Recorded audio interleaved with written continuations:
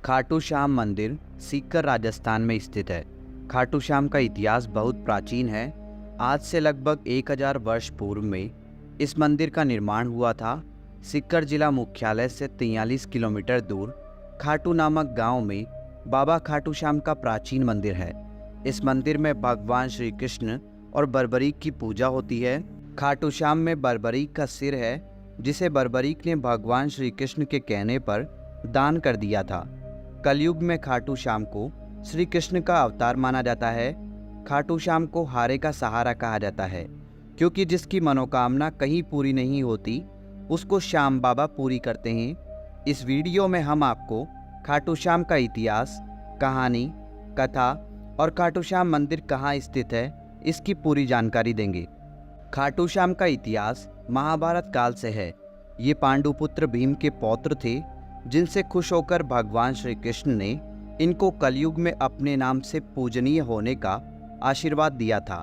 खाटू श्याम जी का नाम बचपन में बर्बरीक था।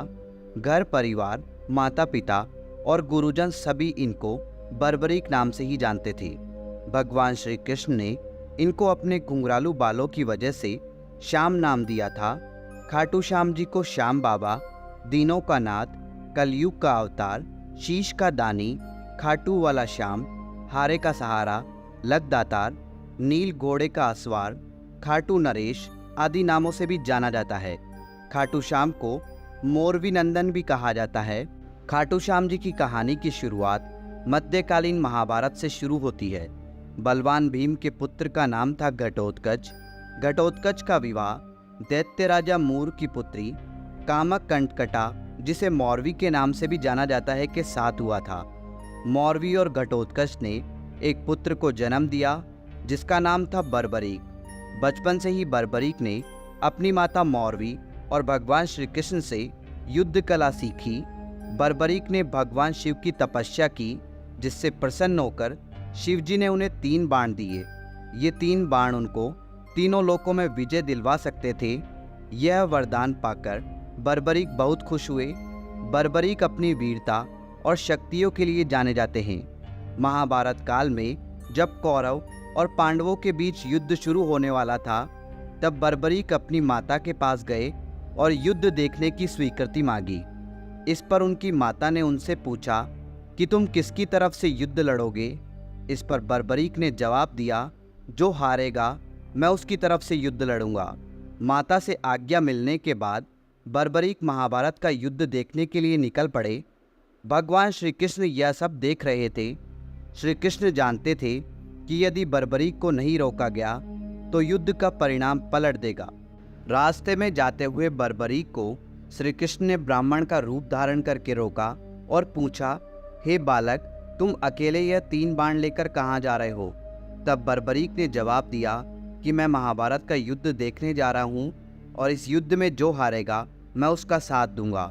उपहास पूर्वक श्री कृष्ण ने कहा, सिर्फ 3 बाण के सहारे युद्ध लड़ने जा रहे हो? इनसे तो 3 सैनिक भी नहीं मरेंगे। यह सुनकर बर्बरीक बोल पड़े, हे ब्राह्मण, यह कोई साधारण बाण नहीं है। यह बाण मेरे आराध्य महाप्रभु शिवजी ने मुझे दिए हैं। 3 बाण तो क्या, सिर्फ एक बाण एक पल में युद्ध को खत्म कर देगा। हालांकि यह बात श्री कृष्ण पहले से जानते थे। बर्बरीक को रोकने के लिए श्री कृष्ण ने उनकी परीक्षा ली। श्री कृष्ण ने कहा, हे बालक, इस पीपल के पेड़ के पत्तों को भेद कर दिखाओ। तभी बर्बरीक ने एक बाण निकाला और अपने आराध्य का ध्यान करते हुए बाण छोड़ा, जो पीपल के पेड़ के सभी पत्तों को भेदता हुआ निकल गया। बर्बरीक ने ब्राह्मण से पूछा, आप कौन हो और मुझसे क्या चाहते हो? इस पर उस ब्राह्मण ने जवाब दिया कि मुझे दान चाहिए, क्या तुम दे सकते हो? बर्बरीक ने कहा, मांगो, आपको क्या चाहिए? तब ब्राह्मण ने उनका शीश दान में मांग लिया। यह सुनते ही बर्बरीक समझ गया कि यह कोई साधारण आदमी नहीं है। उसने ब्राह्मण को अपने वास्तविक रूप में आने को कहा। तब भगवान श्री कृष्ण अपने असली रूप में बर्बरीक को दर्शन दिए।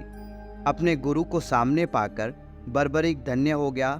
तब बर्बरीक ने रात भर भजन किया और दूसरे दिन फाल्गुन शुक्ल द्वादशी को स्नान करके अपने हाथों से बर्बरीक ने बिना देरी किए अपना शीश काटकर भगवान के चरणों में रख दिया। भगवान श्री कृष्ण ने शीश को एक ऊंचे स्थान पर रखा ताकि बर्बरीक महाभारत का युद्ध देख सके। बर्बरीक की दानवीरता से खुश होकर श्री कृष्ण ने उन्हें अपना नाम श्याम उपहार स्वरूप भेंट किया। साथ ही आशीर्वाद भी दिया कि आने वाले युग में तुम मेरे नाम से पूजे जाओगे। जब भी कोई हारा और टूटा हुआ भक्त तुम्हारे पास आएगा, तुम्हारी पूजा से उसके सब काम पूर्ण होंगे। श्री कृष्ण ने बर्बरीक के सिर को एक ऊंचे स्थान पर रख दिया। आज विश्वविख्यात खाटू श्याम मंदिर उसी स्थान पर बना हुआ है जहां पर उनका कटा हुआ सिर रखा गया था। तो यह है खाटू श्याम जी की बेहद अद्भुत कहानी। खाटू श्याम का महत्व कलयुग के साथ साथ बढ़ेगा, क्योंकि भगवान श्री कृष्ण ने इनको आशीर्वाद दिया था कि जैसे जैसे कलयुग बढ़ेगा तुम्हारा यश और लोगों की आस्था बढ़ेगी। आज बाबा खाटू श्याम हारे का सहारा बनकर भक्तों के काम कर रहे हैं और उनके दुख दर्द का हरण कर रहे हैं। खाटू श्याम का महत्व इसलिए भी बढ़ जाता है कि इन्हें कलयुग का भगवान माना जाता है। आस्थावान लोगों के हर काम होते हैं और ऐसा कहा जाता है कि जो व्यक्ति अपने जीवन में अपने दुखों और कष्टों से घिरा हुआ है, अपने जीवन में हार मान चुका है, उसे एक बार अवश्य खाटू श्याम जी की शरण में जाना चाहिए।